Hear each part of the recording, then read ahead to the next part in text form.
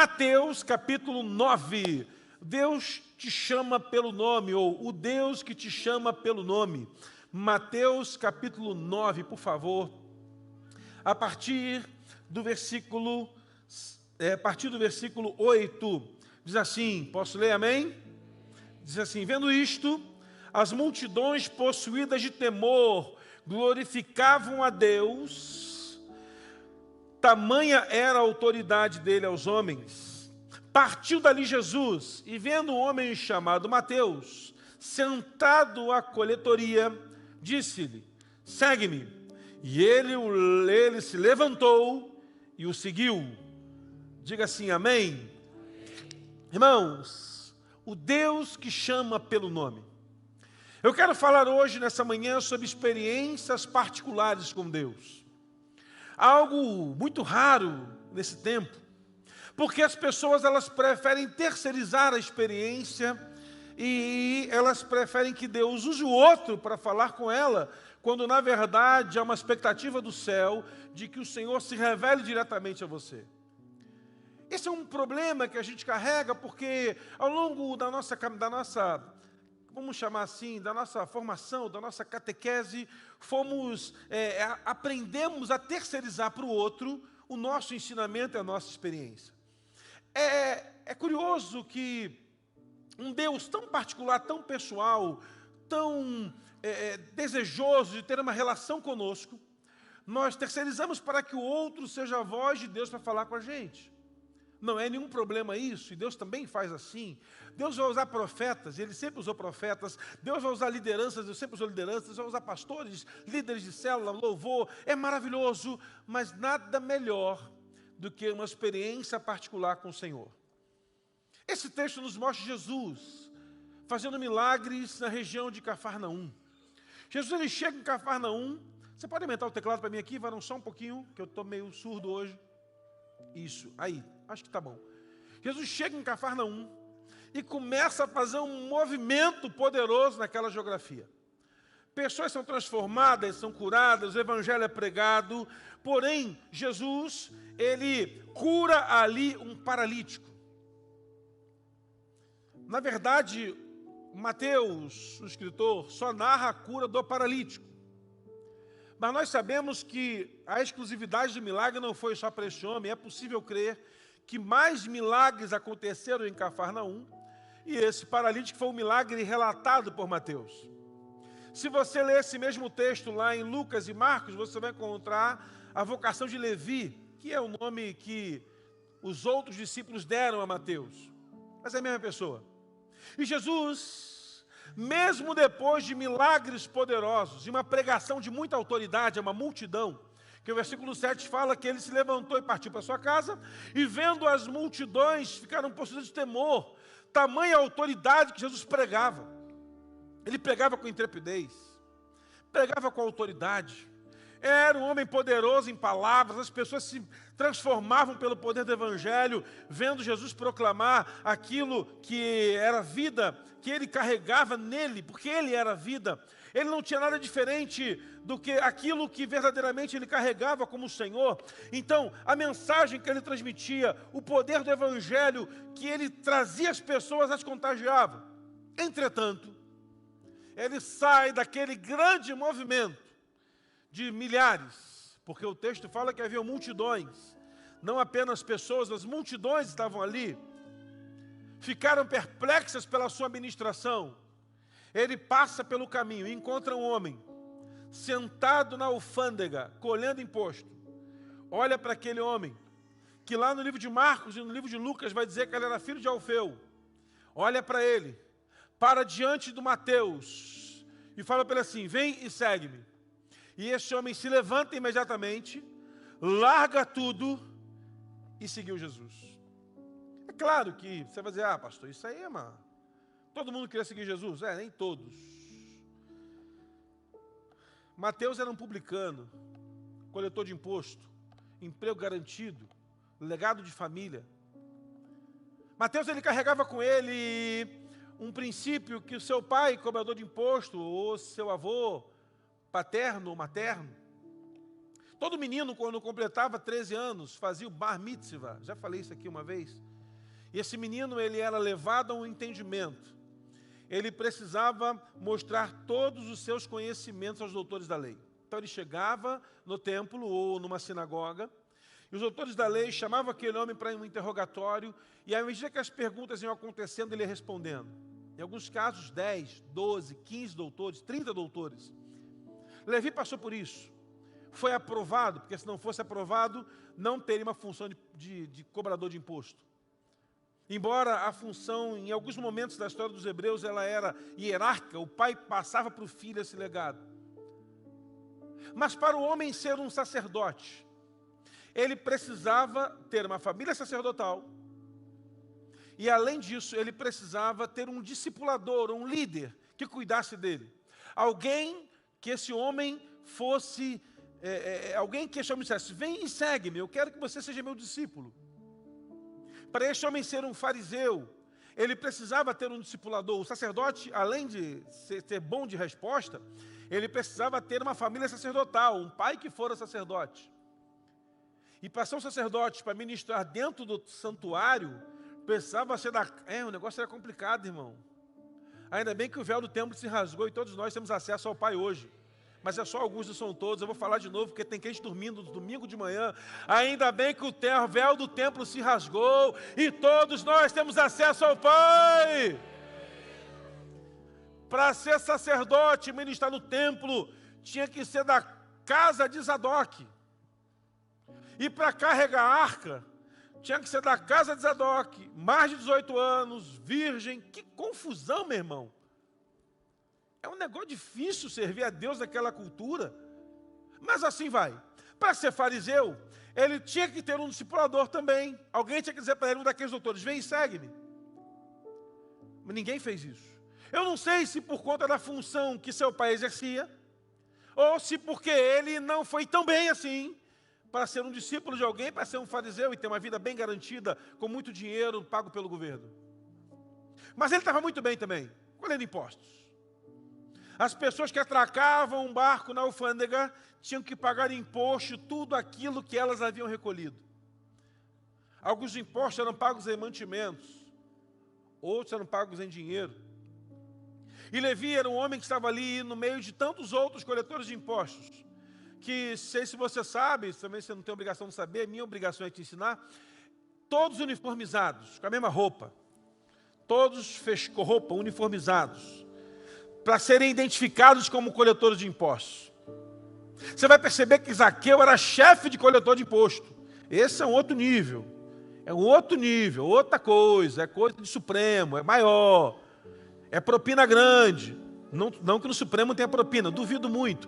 Mas lá... Dá para editar, né? Então depois você vê aí. Imagina, irmão. Era coisa grande lá o Zaqueu. Ele era chefe dos cobradores, já estava no fim da carreira. E aí o Levi, ou o Mateus, está ali, cobrando impostos. Dentre dezenas de homens que passavam por ali, está aquele homem sentado, uniformizado, como todos os outros, anotando a sua prancheta, o nome das pessoas, a numeração do seu barco, o que ele pescou, o que ele trouxe de cereal, pagando as suas partes. Jesus para diante dele, dentre dezenas de outros, chama esse cara pelo nome. Mateus, segue-me. E o texto fala que imediatamente ele larga tudo e vai seguir Jesus. Ele larga o certo, como as pessoas falam aí no mundo, pelo duvidoso. Larga uma garantia que ele possuía de dar a seu filho um legado, a sua família um legado, de dar sustento maravilhoso à sua casa, para seguir Jesus, que ainda era um vendedor de sonhos. Embora já operava milagres, não tinha ainda Jesus um ministério estabelecido. Embora aquele que viveu o milagre sabe a importância do milagre que viveu. Jesus não tinha ainda uma cultura estrutural e filosófica definida para aquele tempo. Só voltando alguns 10 anos antes, alguns 40 anos antes de Jesus nascer, houve um movimento separatista em Israel, de um homem chamado Teudas. Um dia você vai estudar sobre isso aí, podia falar sobre isso aí, o movimento dos Macabeus. Pastor Miguel, estou dando trabalho, hein, varão? Você gosta de trabalhar? Então vai lá, começa a preparar. Já me entrega amanhã. Não precisa ser amanhã. Você tem uns 2 semanas. De homens que se levantaram contra o Império Romano e não deram certo. E um homem chamado Teudas, um grande líder, se levantou num grande movimento de unir Israel contra os romanos. E esse camarada tinha um poder muito grande na força da espada. Ele era um camarada que lutou contra o Império Romano durante alguns anos e foram dizimados, evidentemente, que o Roma usou toda a sua força para destruir esse movimento. E o discurso desse Teudas era vem e segue-me também. Era o discurso usado entre os judeus, só que o vem e segue-me que eles usavam não era um vem e segue-me em grego, língua oficial dos romanos daquele tempo, mas em hebraico, onde só os judeus naturais que não perderam a sua língua materna não sabiam entender o que era aquilo. Então era um movimento só para judeu. Quando Teudas é morto, há uma regra: não se chame mais discípulos para cá. Os líderes que vão estar com os seus discípulos que vão ser os alunos que vão passar pela entrevista do Bar Mitzvah, não pode mais usar essa expressão em grego, nem em hebraico, porque agora é crime. E Jesus não está nem aí. Não é à toa que ele chama para todos da mesma expressão, vem e segue-me, para todos. Não é coincidência, irmãos. Não há coincidência na Bíblia. É que a gente estuda pouco, a gente está preocupado com o WhatsApp, com o Instagram, aleluia, com o Facebook. Acho que Facebook nem tem mais, né? Com o TikTok. Não está preocupado com isso. Mas se você começar a separar na Bíblia palavras que se repetem, você vai começar a pesquisar e falar, meu Deus, que coisa interessante tem aqui. Jesus está no meio de cobradores de impostos. Ele poderia falar para toda aquela multidão, vem e segue, porque todos queriam seguir Jesus. Só que o chamado do Senhor Jesus é um chamado exclusivo àquele homem. Nessa manhã, eu quero compartilhar com você uma palavra de um chamado especial de Deus para a sua vida, porque você tem um chamado de Deus para esse tempo, e você não vai mais ficar sentado na cadeira dessa igreja.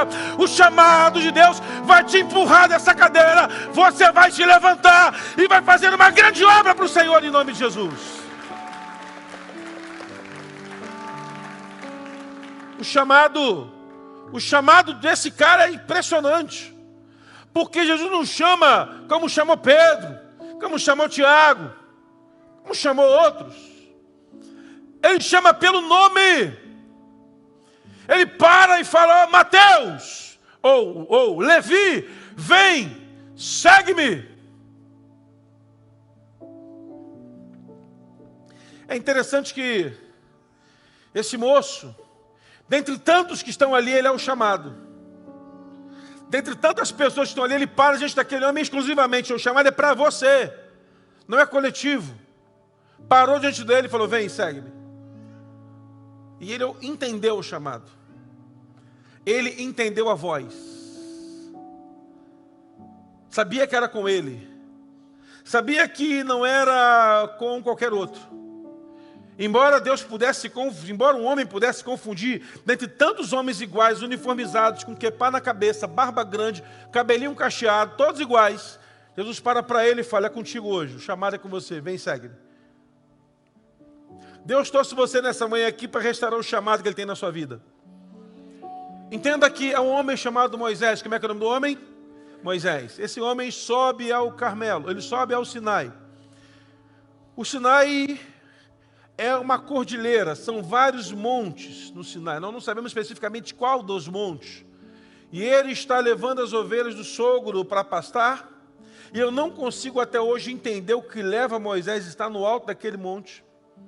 E a Bíblia diz que ali há uma sarça, um arbusto, um arvoredo, que está pegando fogo. Algo natural dos arvoredos, dos arbustos que tem ali.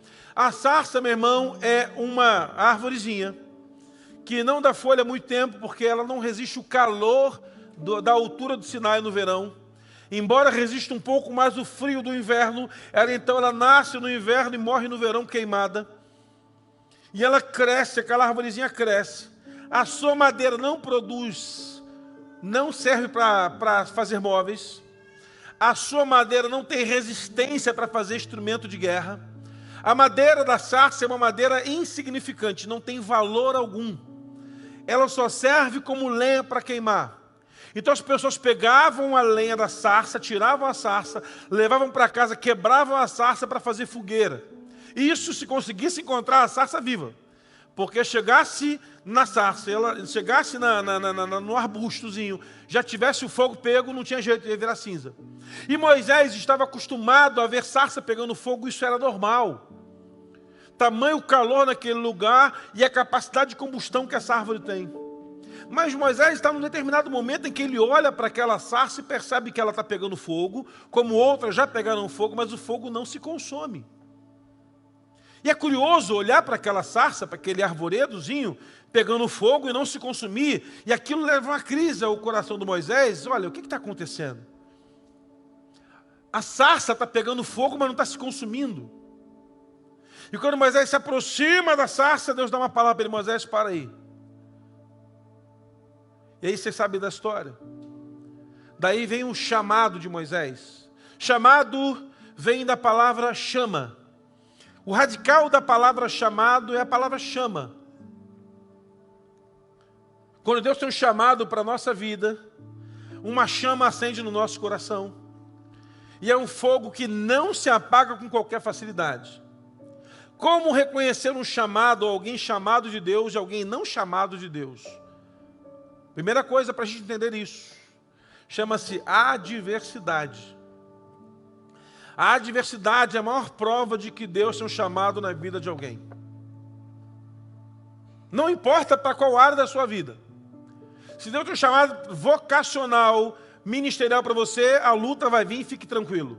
Mas se Deus tem um chamado para você na sua área profissional, primeira coisa que você tem que entender, você vai ter adversidade no que você está fazendo. Porque quem tem um chamado que é de Deus, nada para ele é fácil. Anote a primeira frase: aonde há grande concentração de poder de Deus, haverá também grande concentração de demônios. Eu ouvi essa semana e falei: uau, isso é chave para anotar e falar para a igreja domingo. Aonde há grande concentração de poder de Deus, há grande concentração de demônios. Sabe por quê? Porque a ação do diabo é desfazer as obras da igreja. A igreja possui autoridade, quanto mais poder a igreja carrega, mais o diabo se levanta contra ela, irmãos. O bispo T.D. Jakes tem uma história do livro que ele conta, que ele acabou o culto, aquele culto de poder, aquele culto maravilhoso, todo mundo sendo tocado pelo Espírito Santo, sendo batizado com fogo, aquela igreja maravilhosa, e aparece uma irmã e fala: bispo, quero falar com o senhor. Aí ele: só um minuto, minha irmã. Bispo, eu preciso falar. Minha irmã, só um minuto. Estou aqui orando pelos enfermos aqui. E cura um e cura outro. Ela: bispo, é urgente. Ele: fala, minha irmã. Abençoada. Aleluia. Glória, glória. O que a senhora quer? Bispo, é que o diabo se levantou contra a minha vida. Aí ele falou assim: não, irmã, não é o diabo. É qualquer outra coisa menos o diabo. A irmã disse: não, bispo, é o diabo. Porque está muito difícil. Ele: minha irmã, o diabo não se levanta para atormentar crente insignificante e frutífero. Segura essa aí, meu irmão. Você está dando fruto? Não responde. E não olha para o lado para não constranger ninguém. Olha para mim. Você está dando fruto? Você é significante nas coisas espirituais do seu chamado? Se não, não é o diabo. É qualquer outra coisa que você inventou e botou na conta do capeta. Porque, irmão, o diabo não presta, mas a gente bota algumas coisas na conta dele também, para poder espiritualizar nossas carnalidades. A moça engravidou do namorado, sendo os dois namorados crentes, falou: pastor, o diabo está se andando contra a minha vida. Mas você está grávida do diabo? Não, pastor, que isso? Então, não estou entendendo, minha irmã. Como é que você engravidou? Você ficou possuída por um demônio? Não, pastor, não isso. Então não tem diabo, minha irmã. É você mesmo, é safadeza. É sem vergonhice. É cretinagem. Porque tem gente que é crente, tem gente que é cretino. Cretina. Não é crente. Isso é sem vergonhice. Pastor, o diabo está tocando na minha finança, é o devorador. Irmão, a Bíblia diz que o Senhor repreende o devorador da nossa vida financeira. Mas tem pessoas que até o cão tem inveja. Como é que esse cara consegue ser mais devorador que eu? Tem gente que o diabo fica assim, rapaz, vou fazer um curso. Como ser um devorador moderno? Arrasta para cima que... Tem gente aqui que pode ensinar. Como é que faz? Porque, claro, irmão, acontece. Claro que percalços negativos acontecem, faz parte da vida. Mas tem gente que ela sozinha consegue fazer o trabalho do capeta. Eu sei que aqui ninguém faz isso, não tem ninguém aqui assim. Lá na esquina, outra igreja lá tem, aqui não. Aqui eu estou falando só para falar. Só para que se você conhecer alguém, você exortar. Quando o chamado de Deus bate em nós, o que acontece? O fogo não apaga. É aquele pavio que fumega. É aquela vela de bolo de aniversário de criança. Parabéns, e ela acende de novo. E é assim que o inimigo faz contra a gente. Ele fica soprando o chamado para apagar todo dia. Ele fica soprando contra o chamado que há em nós. Mas para a glória de Deus, irmãos, quanto mais adversidade o inimigo soprar contra a nossa vida, aquele que tem o chamado de Deus, quanto mais o inimigo assopra contra ele, o fogo acende ainda mais em nome de Jesus. Porque eu não sei se você já soprou fogo para pegar. Irmão, o combustível que o inferno manda contra você é o sopro que muitas vezes quer apagar o fogo de Deus, mas acende ainda mais em nome de Jesus. Porque aquele que carrega o chamado de Deus é obstinado pelas coisas do alto. O fogo lhe pega, o fogo lhe incendeia, a chama lhe acende e nada paralisa aquele que carrega um chamado do Senhor. Agora Deus conhece cada um na sua particularidade. O salmista Davi vai dizer no Salmo 139, que ainda que quando ele ainda era uma substância em formação, Deus já sabia quem ele era. Então, no momento em que fecundou o óvulo e o espermatozoide fecundou, gerou vida, Deus já sabe quem é. Te conto um testemunho de uma moça que eu ouvi, que decidiu abortar o filho, engravidou desses caras que são casados. Não sei se você conhece alguém assim, que engravida de homem casado. Ele promete que vai largar a mulher. E é sempre a mesma conversa. Ela está doente. Assim que ela melhorar, eu largo. É bandido, minha irmã. Sai desse homem aí, em nome de Jesus. Sai dessas conversas secretas do WhatsApp que você está tendo aí, minha irmã. Que teu telefone pegue fogo, em nome de Jesus, hoje. E perca todas essas conversas dos malditos do inferno, que está tentando derrubar você e tua família. Essa moça engravidou, ela não tem como. Eu já separei o dinheiro para você abortar. Vai tirar o filho, vai tirar. Resolvido. E essa moça, convencida por ele, vou tirar o bebê, está tudo certo. Foi para casa, descansou, e ela começou a planejar. E talvez os médicos aí do plantão devem entender isso, claro, evidentemente, eu que não entendo nada de medicina. Só entendo que paracetamol tira dor de cabeça. Só isso que eu sei, Dorflex, para tudo, até para dor de cotovelo eu tomo Dorflex. Se eu bater com o cotovelo, doeu, eu tomo Dorflex. O que aconteceu, irmão? Essa moça estava ali planejando e começou a ter um sangramento e achou que tinha perdido o bebê, foi para o hospital. Chegou no hospital, o médico, sistema SUS. Se o SUS é ruim aqui, tu imagina no Rio de Janeiro, irmão. No local que essa moça morava, brabo. Vou falar o nome do lugar, anote para você nunca passar perto, Belford Roxo. Não passe lá, irmão. Pastor Maurício, pode passar lá? Só de carro blindado. Ela fazia a faculdade comigo, essa menina. Ai, meu Deus, vai ter alguém lá assistindo isso. Cidade do Amor, Cidade do Amor, Cidade do Amor. Lá se chama Cidade do Amor. Essa moça saiu, foi para o hospital. Chegou no hospital. O médico olhou, os sangramentos, vem cá. Fazer um exame.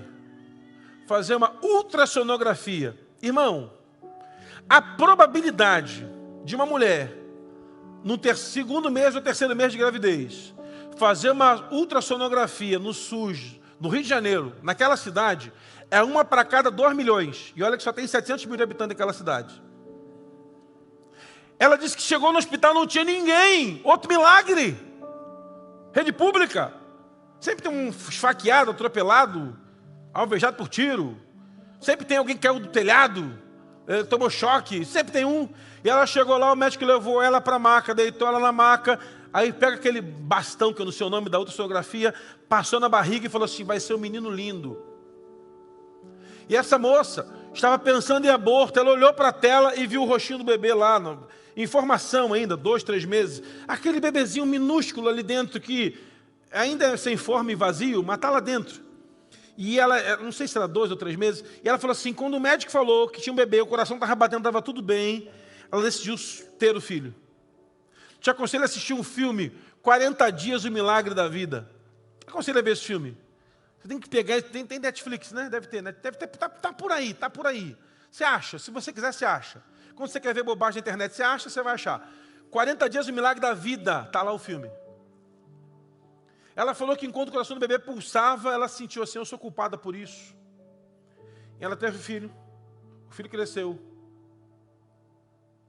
se desenvolveu como homem, fez 18 anos, passou num concurso muito bom, estava servindo a sua vida, e naquele momento, aquele moço estava cuidando dela como mãe, porque a sua condição financeira era bem confortável naquele momento. Ela não tinha nada, mas só o filho para sustentá-la. Sabe o que acontece, irmãos? O diabo, ele tenta na raiz arrancar aqueles que possuem uma promessa do Senhor. Perceba que o diabo quis matar Moisés, quis matar Jesus, já quis matar até você. Mas como esses três carregavam um grande chamado, Jesus, Moisés e você, ele não teve êxito. Então entenda, Deus já chamou você um dia pelo nome, porque Ele tem todo o poder. O Deus que chama pelo nome está chamando pessoas nessa manhã pelo nome. Eu não sei para quê, eu não sei em que condição, não sei em que circunstância, mas nessa manhã o Deus que chama pelo nome está tirando você do anonimato e colocando você em um lugar especial para que você possa avançar como homem de Deus, como mulher de Deus. Pastor, o meu chamado qual é? Não sei, Deus vai dizer. Pode ser pregar o evangelho para 1 ou para 1 milhão, pode ser escrever um livro ou 1 milhão de livros, pode ser orar por um enfermo, por centena deles, não importa, mas Deus nessa manhã está desenterrando talentos, mesmo que você tenha tentado colocar entulho sobre ele. Deus está desenterrando talento e mostrando para você o chamado que Ele tem para a sua vida é maior do que o que você imagina. Agora, tem uma terceira coisa. O Deus que chama é o Deus que sustenta. Apesar da adversidade do diabo, tentando paralisar, ou tentando matar na raiz. Irmãos, quem carrega um chamado de Deus, vai carregar para si um problema para sempre. Anota isso, irmão, anota. Eu me lembro que eu estava uma vez num congresso jovem, o tema do congresso era, você é o alvo. Aí fizeram um alvo lá, um alvo, e a ideia do congresso era que as pessoas fossem uma bênção, um alvo. A bênção vai pegar você no alvo, pá! E eu estava lá todo feliz no congresso, levantando, batendo palma. Aí me veio um pastor, para estragar o congresso, porque pastor tem dessas coisas. Vai para congresso para estragar o congresso dos outros. Porque a minha ideia era assim, eu sou o alvo da bênção. E a camisa era um alvo. Era um alvo. Eu pensava assim, a bênção vai me pegar, Senhor, eu estou aqui. Aí me veio um pastor, sem ter o que fazer para pregar. Ele tinha que estar no McDonald's comendo um hambúrguer, comendo sei lá o quê, um vatapá com farofa, que ele era baiano. Oxe, baiano. Baianinho. Tem baiano aqui entre nós, diga amém, baianos. Tem algum baiano aí? Baiano é devagarzinho, lentinho, do jeitinho do baianinho. E ele foi pregando ali, tudo no diminutivozinho. E foi enfiando a faca em nós, assim, literalmente não, né? É assim na mensagem. E falou assim, com você, oxe, irmão, tu quando aceita Jesus, você ganha um alvo nas costas, é o capeta que está mirando em tu, não é a benção não. Falei, rapaz, era para falar de bênção, cara. Porque o anterior só falou que coisa boa, que vai dar certo, que é a bênção, e vai chegar a gente, amém, glória, juventude empolgadona. Ele, não, irmão, eu aprendi uma coisa com esse moço. Quando você entrega a sua vida a Jesus, você ganha um alvo na tua frente, nas tuas costas. O diabo pega uma foto sua, agora em 4K, porque o diabo é moderno. Ele também tem smartphone. Pegando fogo, mas tem. Coloca lá a tua foto e bota um alvo e fala assim, agora eu tenho que destruir esse cara. Eu tenho que arrebentar com essa mulher. Porque, meu irmão, quem carrega um chamado vai sempre estar em uma batalha muito grande. Vai estar numa crise de fé e razão. Irmão, quantas vezes entramos em crise, em que a razão fala mais alto do que a fé. Mas a Bíblia diz que o justo tem que viver pela fé. Então andar pela fé não é andar pela vista. A razão muitas vezes vai nos atrapalhar a escolher pela fé. Porque fé é assim. Primeiro você coloca o pé, depois Deus coloca o chão. E nós que aprendemos que o justo só vive da fé, temos que ter uma certeza no nosso coração. Se o desafio chegar, eu escolher pela fé em Cristo Jesus, mais cedo ou mais tarde, eu serei vitorioso. O problema, meu irmão, é que pessoas que têm um chamado, elas não podem ser imediatistas. Temos na sociedade hoje, você manda mensagem para o sujeito de manhã. E se ele de tarde não respondeu, ele te liga. Viu minha mensagem? Vi não. Mandei mensagem lá, olha lá. Aí você olha, ou você olha e não responde. Eu sei que você viu. Não, eu vi. E por que não respondeu? Porque não deu tempo. O que é mais importante do que tu responder alguém, que sou eu? Quanta gente assim, irmão? Carregando uma ansiedade esquisita. Um imediatismo louco nos dias de hoje. Tem pessoas, irmãos, que carregam um chamado de Deus e mal começaram a caminhar no chamado, já foram destruídos. Porque querem tudo para ontem, imediatamente. O cara conclui o curso lá da teologia, vou dar exemplo de pastor.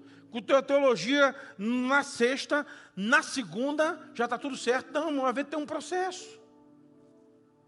Às vezes o camarada concluiu lá, fez o curso para fazer o concurso, estudou, não passou. Ele tem crise, irmão, tem um processo. Na caminhada da promessa, do cumprimento do chamado, do chamamento de Deus para a sua vida, ao cumprimento dele, há um processo. E muitos morrem no processo. Engraçado que Mateus morreu no final do processo. Porque aquele que segue Jesus, Paulo diz que morrer é lucro, morrer é o ganho. O maior ganho para um crente é a morte, não é salário, dinheiro, nada disso. Porque a morte, meu irmão, muda a nossa condição e nosso estágio.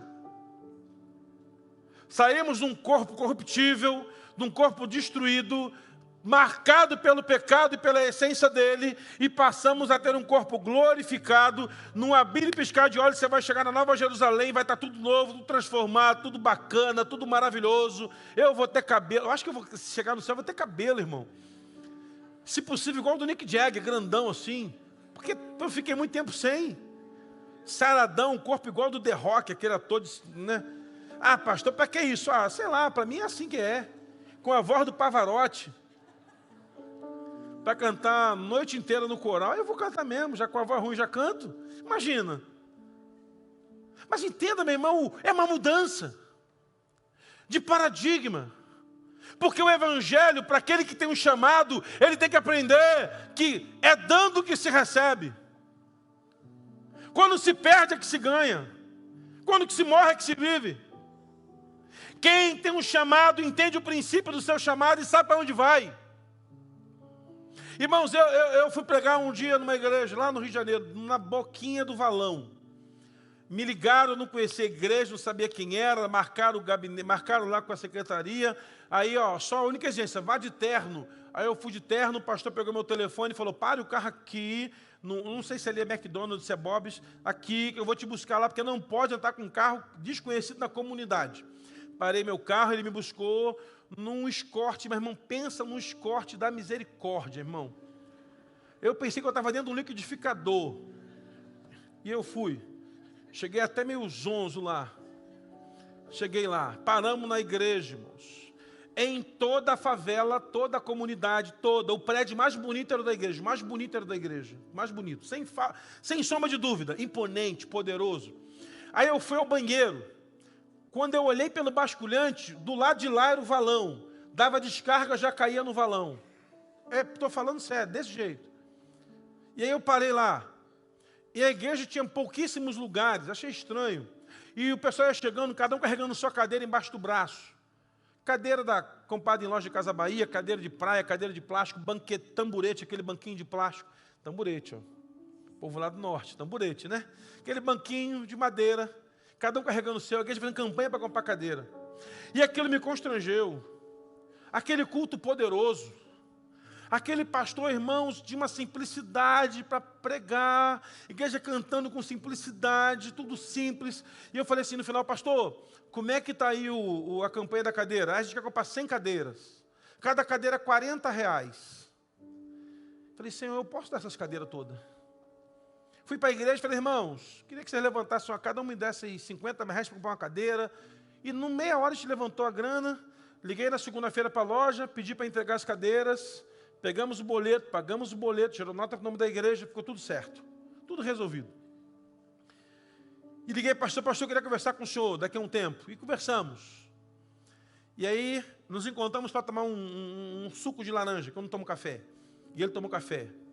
E ele chorava, falou assim, pastor, fiquei surpreendido com aquelas cadeiras chegando lá, está lá, é sua, pode usar.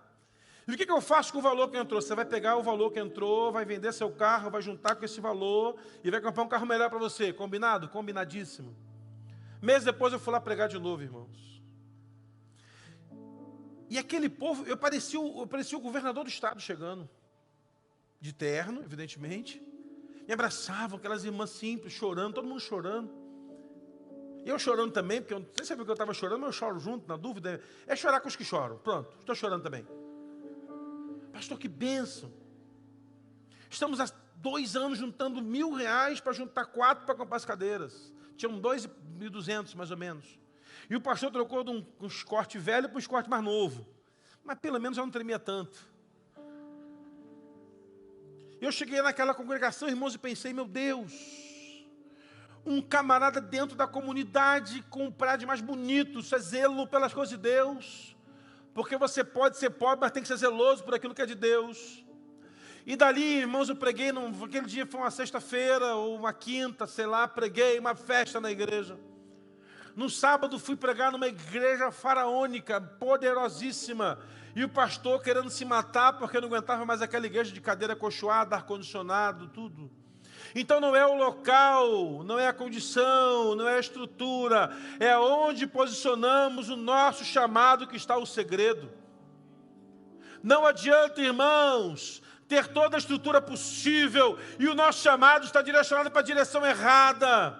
Tem pessoas, meu irmão, que estão correndo na velocidade correta, mas na direção errada. Meu irmão, correr na direção errada do nosso chamado só nos causa prejuízo e temos que voltar ao ponto inicial, porque quando Deus implanta um chamado no seu coração, não tem para onde você fugir. Ele te chama hoje pelo nome.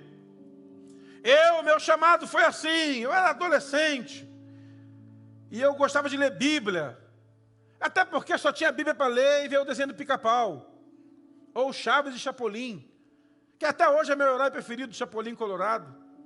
Tudo termina bem no final, está tudo certo. É igual a gente, irmão, no final Deus age. Pastor, vai agir, fica tranquilo, mas eu fico tranquilo. E o que aconteceu? Deus me chamava, eu fugia, não vai dar não, eu sou engenheiro que ganha dinheiro, engenheiro, já tem grana, aí ó, tudo com dinheiro, engenharia aí ó, tudo de carrão importado, engenheiro, ou advogado, outra raça que tem muito dinheiro, advogado tudo rico, os que não são vão ficar aqui nessa igreja, olha aí, está até recebendo, quem se adianta governa, vai ser a primeira a ficar rica, olha aí, está mais adiantado ainda, ó, eu queria esse negócio. Mas na verdade, irmão, eu ia acabar virando astronauta. Porque eu vivia no mundo da lua. Estou vendo a lua assim. Comecei a jogar basquete. Adorava esse negócio. Ontem tinha um basquete para jogar, mas me deu uma preguiça de levantar, ir lá treinar. Falei, não vai dar certo, eu vou me machucar, mas não dá. E eu jogava basquete, adorava aquele negócio. Dormia com a bola do lado da cama. Assistia NBA na Manchete. Meu Deus. Na rede Manchete de televisão. Era assim minha vida. E Deus já tinha falado comigo por sonho, tá? Até que eu estava num congresso em Campinas, Despertar, Unicamp. Lá vão ter umas, sei lá, numa quadra poliesportiva, ele vai ter umas 3, 4 mil pessoas, 5 mil pessoas, eu não sei dimensionar. Entupido. Saímos com um ônibus coletivo alugado, sem reclinar banco, sem banheiro, 8 horas de viagem. Cada um com seu colchonete e travesseiro embaixo do braço. Isso é que é viagem boa de crente, irmão.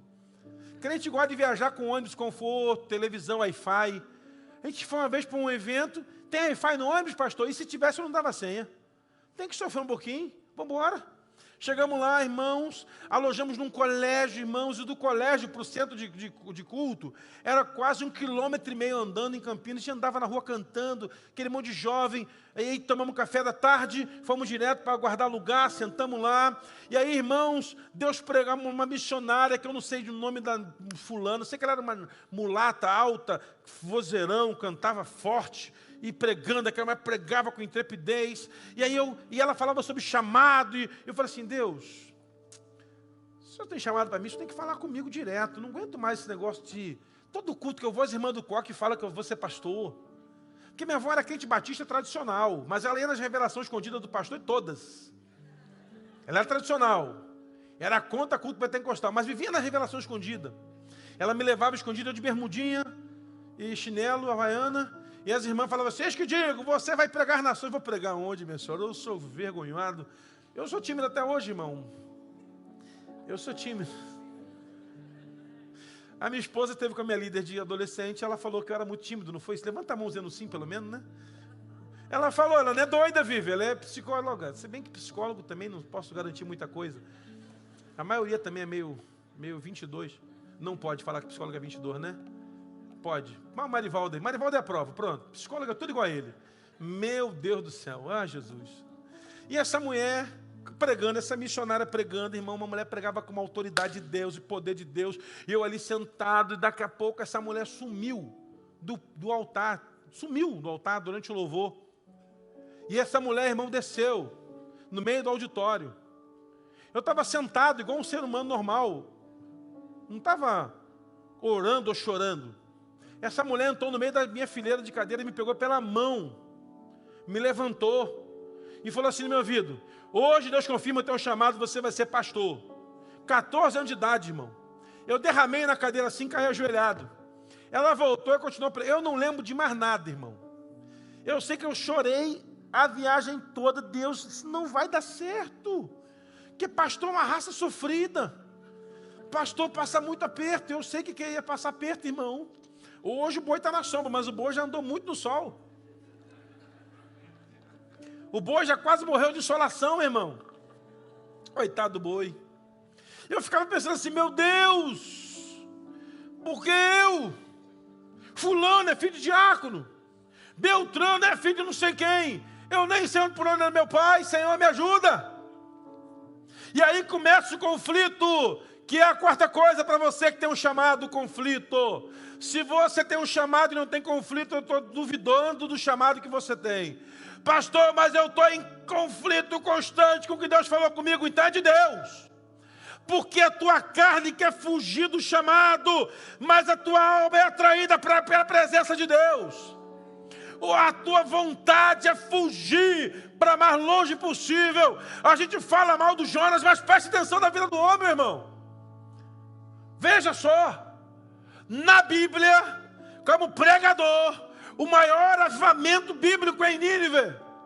O cara prega uma vez só e a cidade toda se converte. Meu Deus, chegará um tempo em que nós pregaremos em Curitiba e toda essa cidade vai se render ao Senhor também.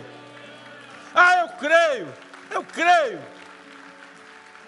que a tua célula vai invadir aquele condomínio, aquele salão de festa vai ser tomado pela glória de Deus, vão rasgar o comprovante do sim do condomínio e criar uma nova regra. Quando for culto, pode.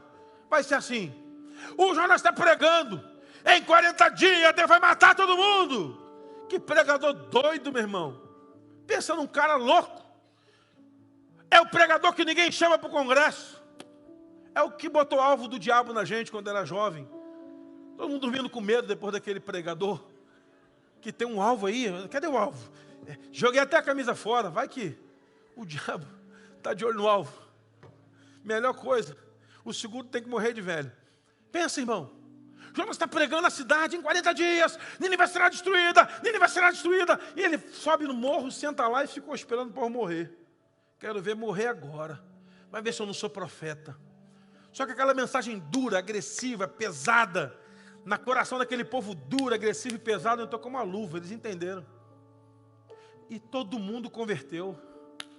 O rei faz jejum, o animal faz jejum, criança faz jejum, todo mundo tem que jejuar. E olha que impressionante, irmãos.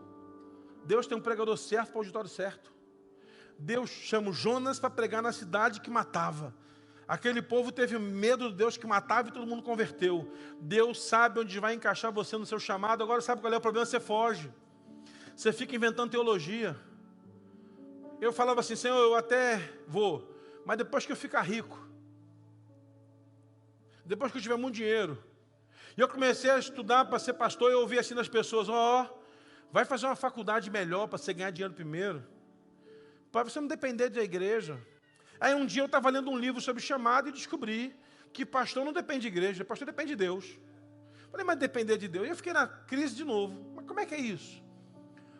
E descobri que o Deus que chama, capacita, prepara e sustenta. Houveram dias, irmãos, no primeiro ministério que faltava tudo. Tudo. Até já, na célula eu contei a história da galinhada, né? A irmã me falou, pastor, o senhor come galinha? Eu falei, opa, fazer uma galinhada para o senhor. De misericórdia, mas o que é isso? Não, uma galinha com couve, com polenta, com feijãozinho. A gente estava, irmão, num deserto, ela ligou, a gente foi lá buscar no sábado de manhã, era uma panelinha grande, cheia de galinha dentro, uma galinha bonita, um feijão, arroz, farofa, aquelas irmãs abençoadas que amam pastor. Irmãs, façam comida para os seus pastores, não fica chateada não, só não fazendo abóbora, o resto que você fizer me leva. Aí eu levei para casa, irmão, botei na mesa, eu, Vinícius pequenininho no carrinho, peguei na mão da mulher para agradecer, Senhor, tu és fiel, Senhor, obrigado. Daqui a pouco, ó, lá no portão, eu olhei 3 candangos da igreja. Ô varão, pastor, tiver almoçar com o senhor. Aquela galinhada era almoço, janta de domingo. Era muita galinha, era um galeão. Era uma galinha zona. Entra aí, Coca-Cola embaixo do braço. A mesa tinha 4 cadeiras, cada um sentou na cadeira, peguei um bujão de gás vazio, coloquei uma madeira e sentei nele. Veio servir os pratos. Irmão, aqueles caras não deixaram nem o osso. Falei, cara, come devagar, vai engasgar. Quiabo, assim como não come rápido, dá infarto. Come de quiabo devagar, gente, vocês estão comendo muito rápido. Irmão, não sobrou nada. Sobrou nada. Senhor, quando o Senhor dá um maná, vem um devorador e come 3 devorador, gafanhoto, praga e pulgão. Migrador, cortador e devorador. Chamado, irmão. Quem é Mateus? Se o senhor me permanece na coletoria, não tínhamos o livro dele escrito para a gente hoje. O chamado não fala de hoje, fala de amanhã. Um chamado que Deus tem para a nossa vida não fala do aqui e agora, mas fala do amanhã. Um chamado de Deus para um coração que está atento ao seu chamado não fala desse momento, mas fala do vindouro. Quantas pessoas, irmãos, morreram para chegarmos até aqui como igreja? Quantos irmãos nossos pagaram um preço elevadíssimo para que a igreja fosse quem ela é? Pessoas que não negociaram o seu chamado. E eu queria, meu irmão, que nessa manhã entendesse você nessa palavra. Deus tem algo para a sua vida. Deus tem um chamado para a sua vida. Eu não sei em que área. Eu não tenho como adivinhar em que área, mas alguns aqui, irmãos, que Deus já chamou, já falou, já mandou em sonho, já mandou recado. E aí você foge do chamado. Volte a ouvir a voz do Senhor e obedeça o chamado que o Senhor tem para a sua vida. Pastor, eu nem sei qual é o meu chamado, eu também não sei, mas você sabe. Então volte a Ele. Eu queria convidar vocês a se colocar de pé nessa manhã e se movimentar onde você está. Pastor, eu tenho um chamado. E esse chamado de Deus está me impulsando a fazer algo e eu estou paralisado.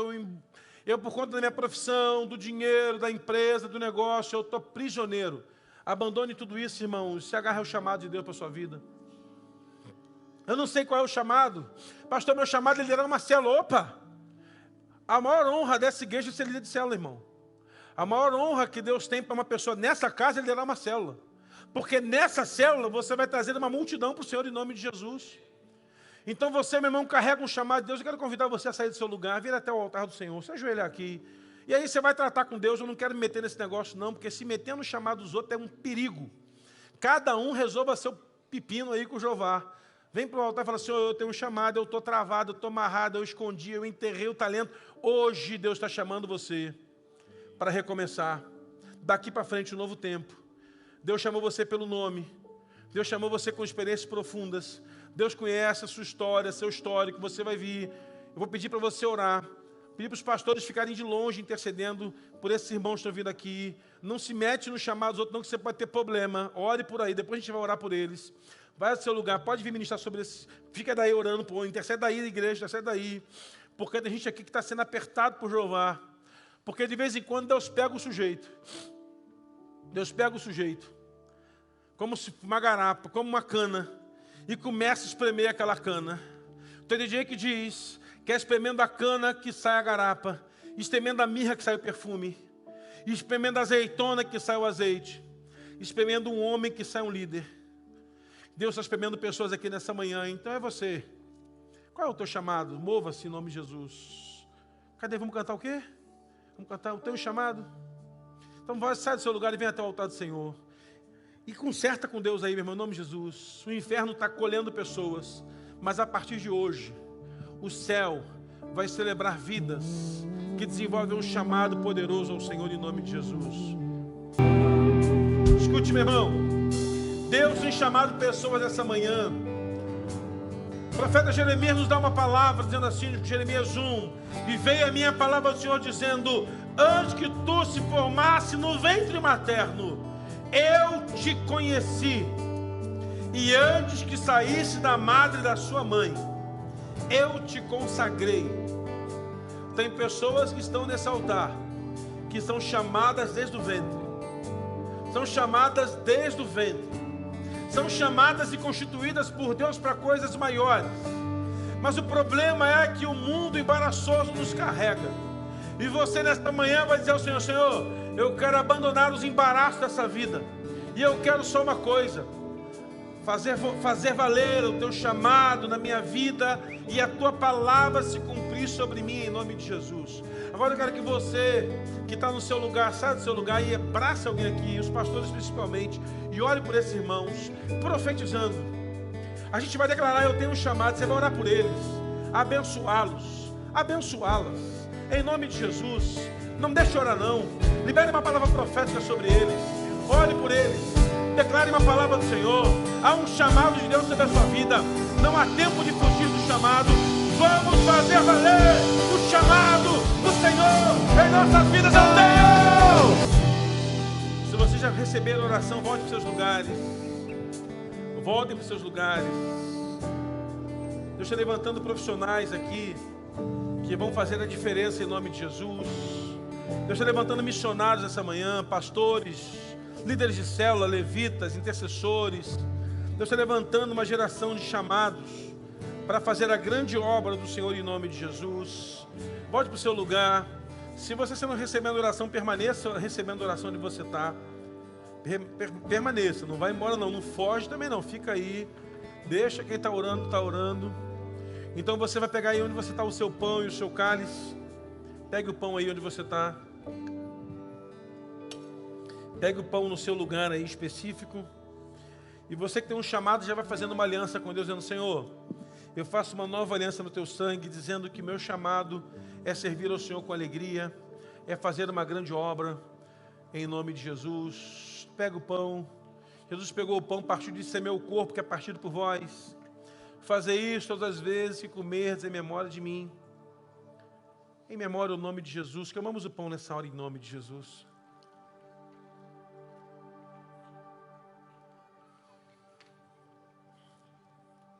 Semelhante modo, depois de haver ceado, ele tomou o cálice dizendo, essa é uma nova aliança no meu sangue. Então é um bom momento. Para você que veio até o altar do Senhor, dizer, Senhor, está aí. Tem uma aliança a ser feita contigo. Creia numa coisa, irmãos. Nós podemos quebrar alianças com Deus. Deus nem diante do pecado de Israel quebrou aliança com o povo. Ele prometeu maná. E ainda que o povo não obedecesse o Senhor no deserto, o maná não cessou. As roupas não se destruíram. 40 anos. Marca boa. Marca do deserto. Vou dizer para você uma coisa, irmão. Faça uma aliança com Deus. Diga, Senhor, esse é o meu chamado. O Senhor sabe o meu chamado. O Senhor sabe pelo qual eu fui chamado. E eu vou dar frutos. Toda unção que Deus derrama tem um objetivo. Jesus declarou em Lucas capítulo 4, o Espírito do Senhor me ungiu para. Há algo para você fazer. Erga esse cálice agora em nome de Jesus. Senhor, fazemos uma aliança contigo, porque temos um chamado. Receba nossas vidas para fazermos a tua obra, Pai, em nome de Jesus. Tome o cálice agora. Senhor, nós te bendizemos porque o Senhor nos sustentou até aqui, nos sustenta e nos sustentará para sempre. E os chamados que estão aqui nesse lugar sairão daqui, Deus, na certeza de que vão cumprir a grande obra do Senhor e a grande comissão do Senhor nesta manhã e sempre, sempre, em nome de Jesus. Deus te abençoe, vá em paz. Você na internet, Deus te abençoe, fique em paz, até a noite. Deus te abençoe em nome de Jesus.